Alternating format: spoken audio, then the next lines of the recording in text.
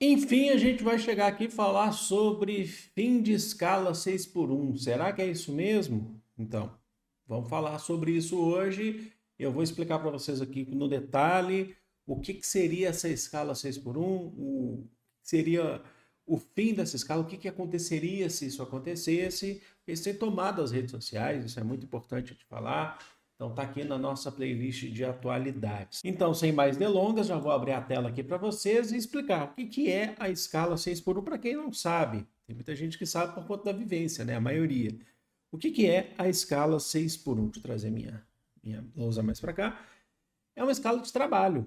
Né? A escala 6 por um que consta na CLT, que é a Consolidação das Leis do Trabalho, lá de 1943, no qual o trabalhador ele tem apenas um dia de folga na semana. Bom, ele tem apenas um dia de folga. Então você trabalha 6 dias na semana e folga um dia.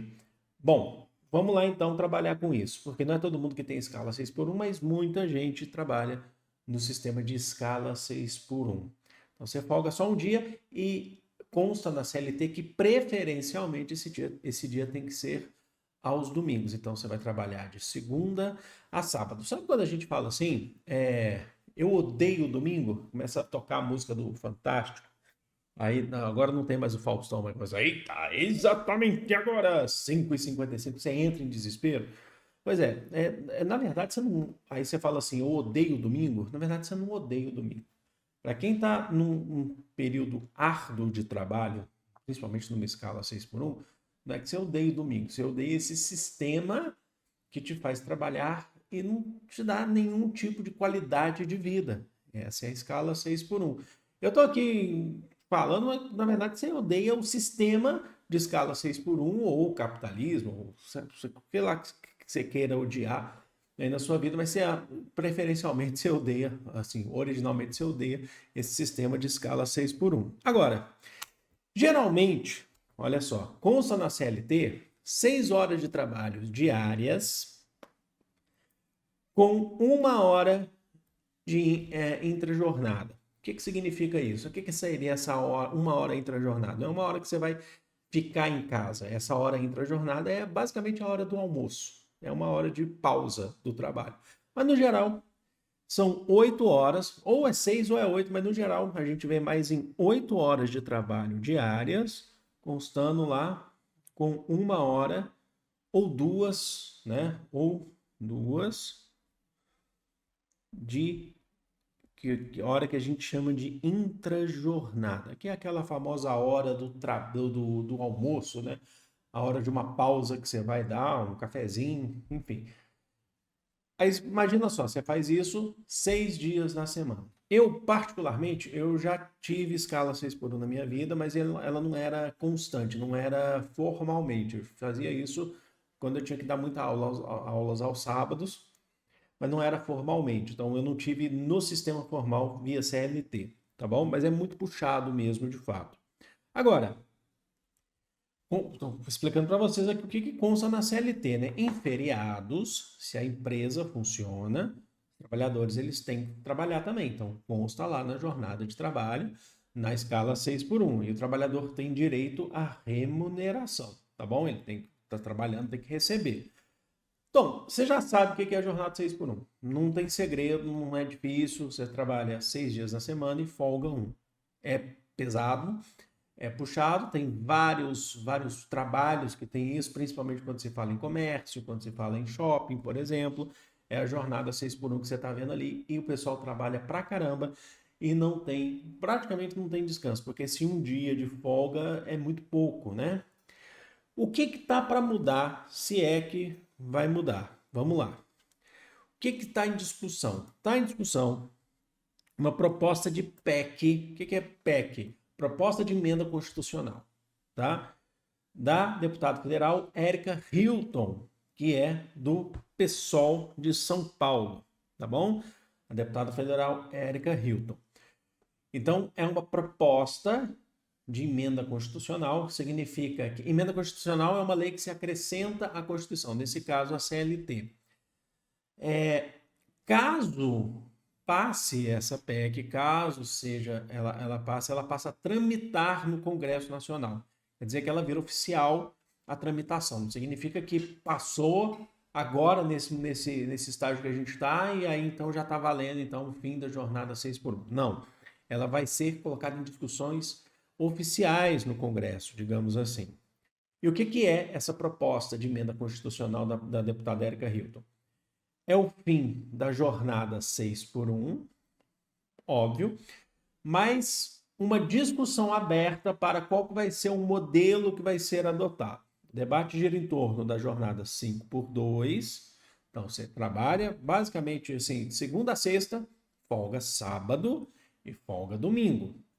Ou a 4x3, que é mais difícil. Convenhamos, é mais difícil porque aí você folgaria 3 dias na semana e trabalharia por 4 dias. Esse é mais difícil de passar de fato. Tá bom?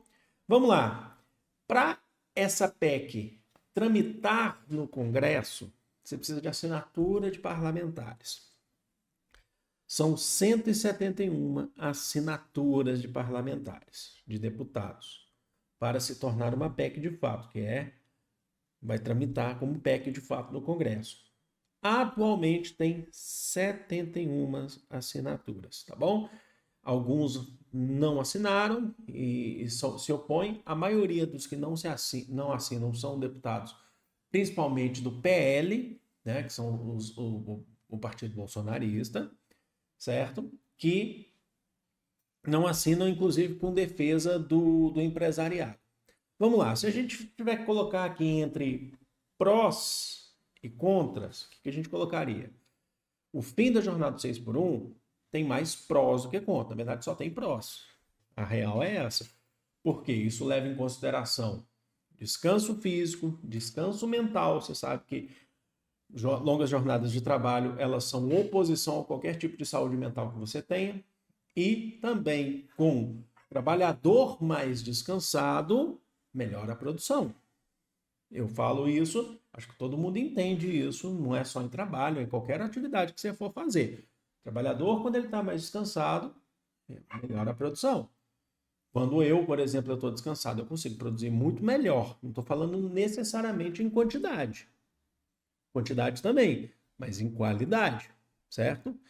E a defesa de que os defensores, né, os deputados, o Orlando Silva, por exemplo, do PCdoB, ele fez uma defesa sobre o fim da jornada 6x1, de que hoje, com as tecnologias existentes, é possível reduzir a jornada sem a perca de qualidade.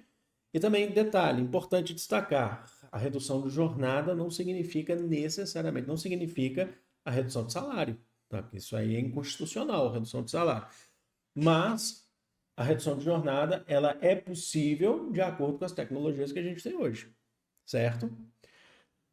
Mas do ponto de vista dos empresários, principalmente de redes varejistas, comércio que reclama, porque o comércio que abre aos sábados, sabe os comércios que abrem aos sábados, até 2 da tarde, mais ou menos ali, reclamam que para poder ter essa jornada de trabalho reduzida, né, ao fim da escala 6x1, eles terão que contratar mais funcionários para poder fazer o revezamento das jornadas, né, o revezamento dos dias. Então essa é a defesa. Na verdade, o 6x1 favorece mais os grandes empresários, certo? Favorece mais os grandes empresários, que vai ter sempre gente lá trabalhando para eles, enquanto os grandes empresários, inclusive, já estão descansando, nem passam perto de suas grandes empresas. Quando a gente está falando em grandes empresários, não estou falando do seu Zé que tem um boteco no centro da sua cidade, não. Tá bom, gente? Não está falando disso. Está falando de grandes empresários. Nem é o dono do cursinho que você dá aula, que você estuda, por exemplo, que é um cursinho pequeno na sua cidade ou médio na sua cidade. A gente está falando das grandes empresas, a gente está falando de grandes indústrias. Tá? A gente está falando de meio de produção. É isso que a gente está falando. Então, o fim da escala 6x1, ela favorece o trabalhador e favorece também a questão da relação da qualidade do trabalho. Certo? Caso contrário, o 6x1, a manutenção dessa 6x1 mantém-se como está. A gente tendo índices altos de burnout, índices altos de depressão, índices altos de acidente de trabalho, entre várias outras coisas, tá bom? Então tá aqui para vocês. Logicamente que eu dou minha opinião e eu não tenho problema nenhum em dar opinião. Vocês podem, inclusive, dar a opinião de vocês, não tem nenhum problema. Logicamente, sem ofensas, logicamente, né? Porque se tiver ofensa, se tiver qualquer tipo de coisas assim, eu tenho total direito, inclusive, de ignorar ou também bloquear ou excluir. Não tem importância nenhuma. Agora, uma opinião contrária, isso é democracia, isso, inclusive, é muito saudável, né? Então é isso, eu vou ficando por aqui. Eu amo vocês de coração. Espero que vocês tenham entendido, espero que vocês tenham gostado. Um grande beijo. Fui!